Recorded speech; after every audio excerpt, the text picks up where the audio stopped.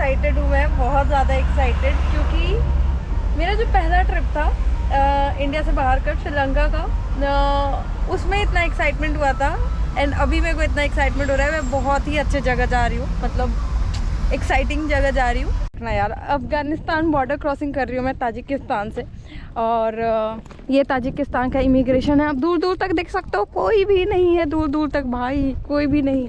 And I think I am technically the first Indian girl जो Afghanistan enter कर रही है, स्पेशली आफ्टर तालिबान रूल। तो ये मेरे लिए डबल एक्साइटमेंट हो रहा है, बहुत ज़्यादा। देखते हैं कैसा रहता है प्रोसेस आगे चल के। पहले ताजिकिस्तान से इमिग्रेशन कंप्लीट कराते हैं अपना, उसके बाद अफ़गानिस्तान एंटर करते हैं। Let's see. Funny thing is कि मैं यहाँ पे बॉर्डर पे खड़ी हूँ, 3 बजे से स्टार्ट होगा, और यहाँ पे मेरे को एक अफ़गानी फैमिली मिला है और वो भाई हिंदी में बात करते हैं। क्या सही मज़ा आ रहा है। अभी 5 महीने पहले वो हिंदुस्तान से वापस आए हैं एंड ताशकेंट में उज़्बेकिस्तान में रहते हैं, बट वो अभी जा रहे हैं अफ़गानिस्तान। तो शायद मैं इस फैमिली से वहाँ पे भी मिलूँ अफ़गानिस्तान में। एंड क्योंकि मैंने ऐसे गेटअप कर रखा है तो सबको लग रहा है okay sorry. Hello guys, so a bit of a story time now. ये जो आप देख रहे हो बॉर्डर पे, ये ताजिकिस्तान से अफ़गानिस्तान बॉर्डर का लैंड बॉर्डर क्रॉसिंग है। This is the road that divides Tajikistan from Afghanistan. And Tajikistan से अफ़गानिस्तान आपको बाई कार 10 रुपये लगता है, छोड़ते हैं, ठीक है। जैसे ही मैं अफ़गानिस्तान बॉर्डर पे पहुंचती हूँ, मेरा वहाँ पे बाकी लोगों का इमिग्रेशन स्टार्ट हो जाता है। एंड इमिग्रेशन पर काफ़ी सारे अफ़गानी लोग होते हैं एंड मेरे को लग रहा था कि मेरा प्रोसेस ईजीली हो जाएगा, बट ऐसा नहीं हुआ। I'll share what happened exactly, क्योंकि the story gets very interesting after here. तो जैसे ही मैं वहाँ पे पहुँचती हूँ and I tell them that okay I have Indian passport and it's visa on arrival. First thing first, the Taliban officer at the first immigration point, he spoke very good English. तो let me tell you that, very very good English. तो I told him it's visa on arrival and he was a bit sceptical कि क्या है, कैसे है process. And he was like कि I did not ask me कि आप अकेले हो या क्या हो। He said कि okay for visa on arrival you have to go to another office। मेरे साथ एक और डेनमार्क का बंदा था, उसको भी भेजा उधर ही, ठीक है। Now when I go to the other office, the immigration officers there again they spoke very good English, and there were many Taliban officers there, and they were like जो पहला बंदा था, ही वॉज लाइक कि I need to call my seniors and ask कि क्या process है, because you are like the first women to travel and you are travelling alone, where is your husband and all that stuff. But he was not negative about it, he was like कि I need to ask, and not only for me, for the Denmark person also. तो I am telling this because I don't want to sound कि यार Taliban officer थे तो उन लोगों ने मेरे साथ गलत किया, ये वो नहीं, it was not like that. They were following whatever rules they think they need to follow, and it has happened with me in almost all the countries, so I was mentally prepared for it, to be very honest. Anyway, तो बहुत देर तक बातचीत हुआ। Denmark वाले को तो transit visa मिल गया because he was a man, but for me the problem arises. They are like, you cannot go because you have nobody there. They asked me a lot of questions, how you are going to go, and how you are, where are you going to stay. I say that I travel alone, and you know, I can stay in a hotel, and if needed I can hire a guide. But they were like no, it's not possible. They were like, you need someone, you need a man, you need a mehram actually to a husband. And I'm like, I actually lied to them. I said that I have a husband, you know, I'm already engaged. And actually my friend Yasin, he was coming, he was just behind me from few days because he could not get his Tajikistan visa. So I said that yeah, he's coming, so he'll join me soon, which is true. He was going to join me like within 3-4 days, but they were like very rigid about it, like no way. And they were like, nobody speaks you know, you don't even speak the language, how are you going to navigate through the cities? And I'm like, people everywhere in Afghanistan, they speak Hindi, and then of course I have Google Translate. All over the world I'm traveling, this is like my 10th country, so nobody speaks Hindi. At least here people speak Hindi. I was very cool and calm, but you know, they did not agree for it. They were like no. तो पूरा interrogation like 2 hours के around चला, and almost 4 बज चुका था, and they were like no. तो उन्होंने क्या किया, उन्होंने मेरे को वापस भेज दिया।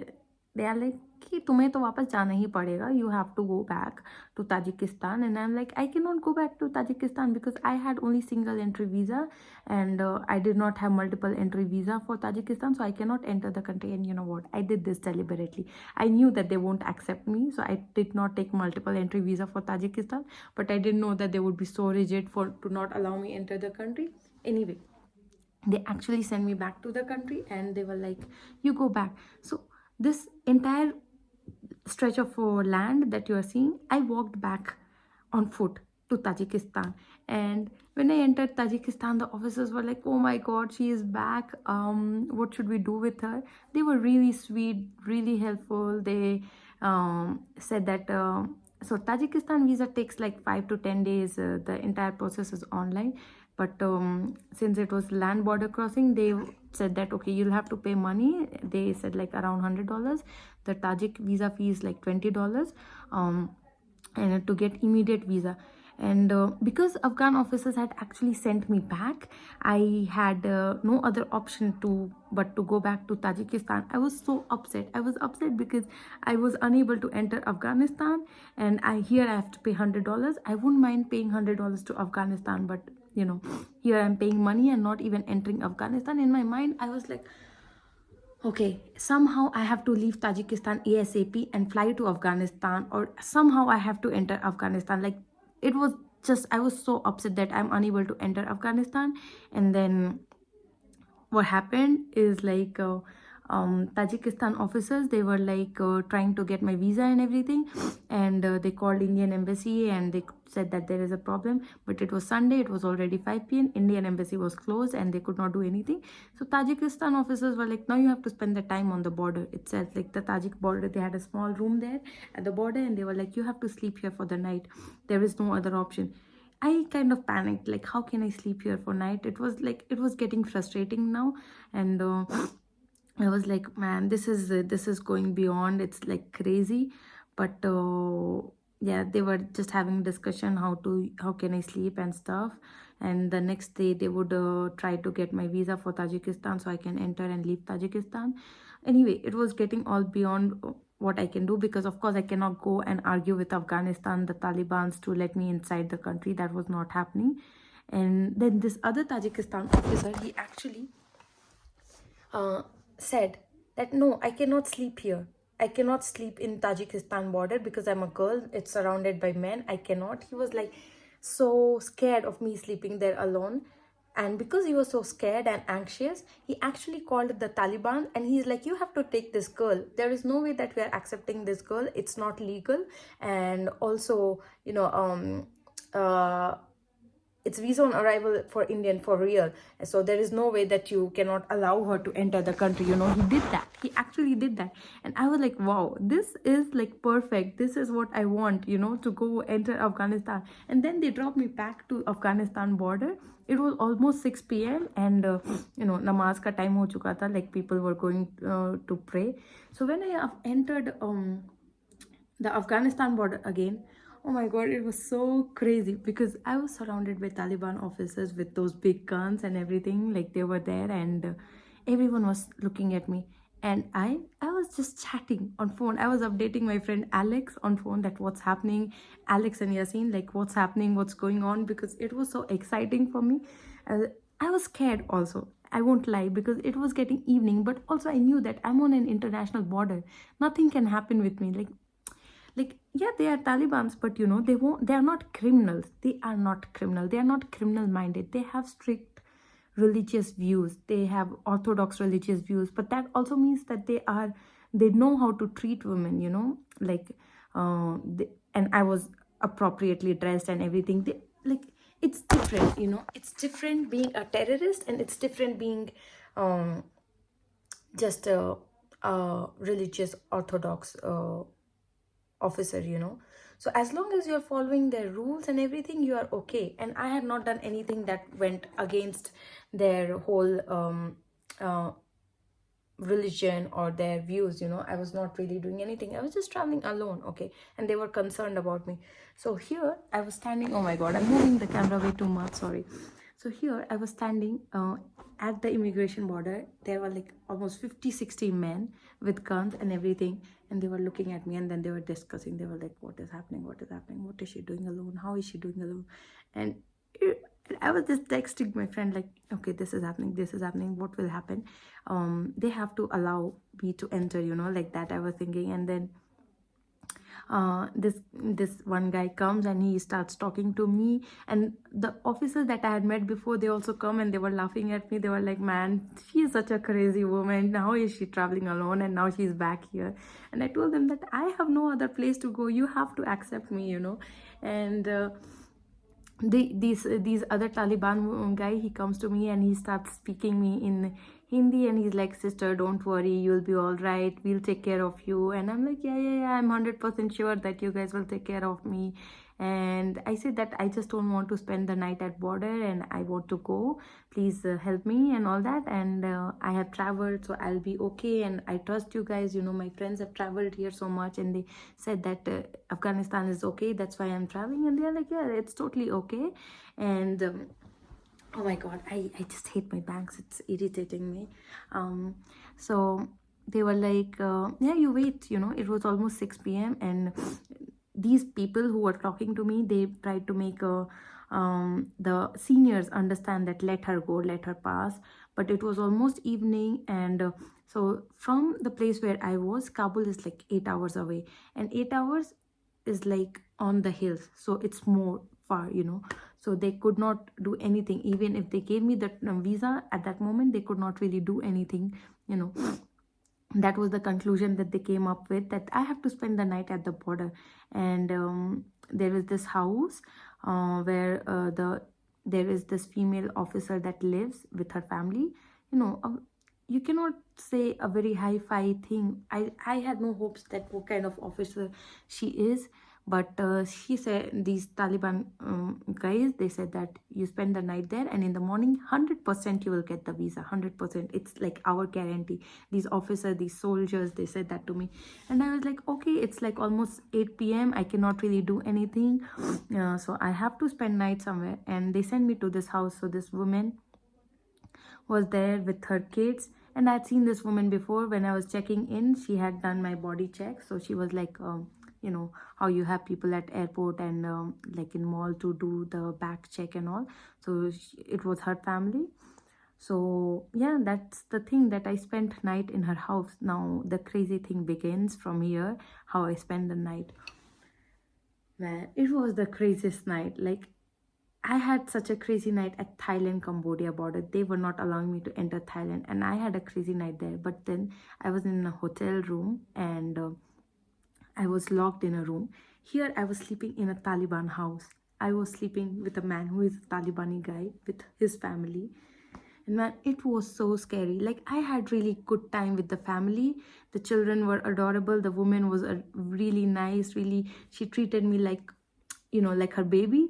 And I was so tired that I got emotional and I was crying. I was just tired, honestly, nothing else. And I had food there. They made bread and rajma for me. It was nice.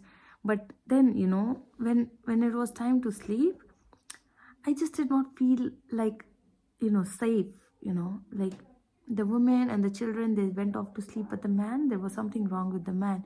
I just did not feel safe, you know. He was talking to me and he was nice. He was like older than my father, man. He was like in his 60s, and he had like 2 wives and 10 kids, and he was nice and all. But you know, there was something about him that was creeping me out throughout the night. And the funny thing is that he did not sleep the whole night. And the best part is that, oh my god, I had network. I was using Tajikistan sim, and my network was working like full on. Otherwise I would have not survived from 8 p.m. to 8 a.m. It's like stretch 12 hours. I would not have survived the night if my Tajikistan sim was not working. So a big shout out to Megaphone. Megaphone was amazing and it worked so good. And I was like, oh my god, I cannot survive if I was not talking to my friend Alex and Gurkiran. I was talking to them on WhatsApp and Instagram, and I was like, man, how would I survive the night? Because the guy kept coming in all the time. and it was a big room, a big hall, and I was so creeped out, so tired. But he came, he was talking in broken Hindi, broken Urdu, and he was like, oh, you watch this movie, you watch this, do you want to take pictures and all? And I was like, no, no, no. And I was so scared because, you cannot say no to a Taliban. What if he just kills me, boom, boom, done. No, it was just scary. Like, I have had such moments with men before where I felt very intimidated, but this was like one of the most scariest moments. Like, I don't know if I'm asleep and if he does something, I don't know if I'll be able to fight back or if I won't be able to fight back, whatever. He did not do anything. He did not do anything wrong. But his whole presence was creeping me out so much. And I was like, why is he awake the whole night? There is no point to be awake the whole night. But yeah, but he did not do anything wrong. Like, seriously, he did not. Maybe he had wrong intentions and I was getting just vibe, or maybe I was extra cautious. I don't know. But yeah, I won't say that I don't trust my gut. I trust my gut 100%. Man, it was so crazy. It was so crazy. I was like, oh my God, why did um I don't regret any of those moments, because I have met bad men all over the world. It's like 10 countries now, and I have seen bad men and educated men who are bad, and men from good families who are bad, and things like that can happen anywhere. So anyone watching this video would be like, no, woman, you did it wrong. The only thing I was scared about was, sometimes men are unable to take a no, and I don't have any place to run. That was the thing that I was scared about, that I don't have any place to run. So what would I do if I cannot run? And it's their area. They won't support me for sure. They won't be like, no, woman, you should not have come here. That's your problem. So that is the thing that was scaring me, and not the fact that the man was creeping me out, because men creep you out everywhere. But anyway, this happened.